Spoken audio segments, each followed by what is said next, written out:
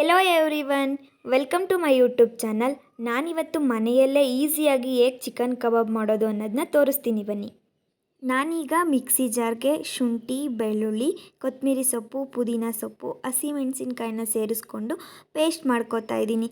ಆ ಪೇಸ್ಟ್ನ ಬೇರೆ ಪಾತ್ರೆಗೆ ತಕ್ಕೊಂಡು ಮತ್ತು ನೆಕ್ಸ್ಟ್ ಅದಕ್ಕೆ ನಾನು ಅಚ್ಚ ಖಾರದ ಪುಡಿ, ಕಬಾಬ್ ಪೌಡರ್, ಕಾರ್ನ್ಫ್ಲೋರ್, ಕಸ್ತೂರಿ ಮೇಥಿ, ರುಚಿಗೆ ತಕ್ಕಷ್ಟು ಉಪ್ಪು, ಹಾಗೆಯೇ ನಿಂಬೆ ಹುಳಿ ಸೇರಿಸ್ಕೊಂಡು ಅದಕ್ಕೆ ಒಂದು ಮೊಟ್ಟೆನ ಒಡೆದು ಸೇರಿಸ್ಕೊತಿದ್ದೀನಿ.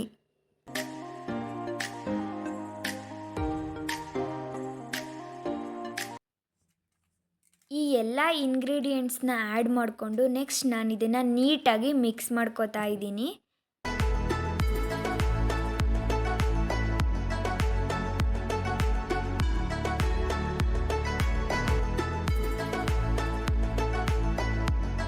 ಈಗ ನಾನಿಲ್ಲಿ ಚಿಕನ್ ಪೀಸ್ನ ಸೇರಿಸ್ಕೊಂಡು ನೀಟಾಗಿ ಮಿಕ್ಸ್ ಮಾಡ್ಕೋತಾ ಇದ್ದೀನಿ.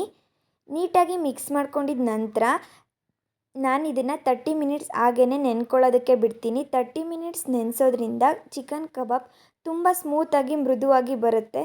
ಈಗ 30 ಮಿನಿಟ್ಸ್ ಆಗಿದೆ. ಕಾದಿರೋ ಎಣ್ಣೆಯಲ್ಲಿ ಕರ್ಕೋತಾ ಇದ್ದೀನಿ.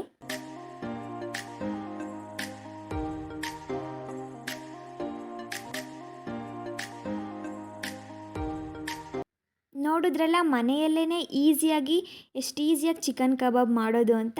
ನಿಮಗೇನಾದರೂ ಈ ವಿಡಿಯೋ ಯೂಸ್ಫುಲ್ ಅನಿಸಿದ್ರೆ ಅಥವಾ ಇಷ್ಟ ಆದರೆ ಲೈಕ್ ಮಾಡಿ, ಶೇರ್ ಮಾಡಿ, ಕಮೆಂಟ್ ಮಾಡಿ. Thanks for watching.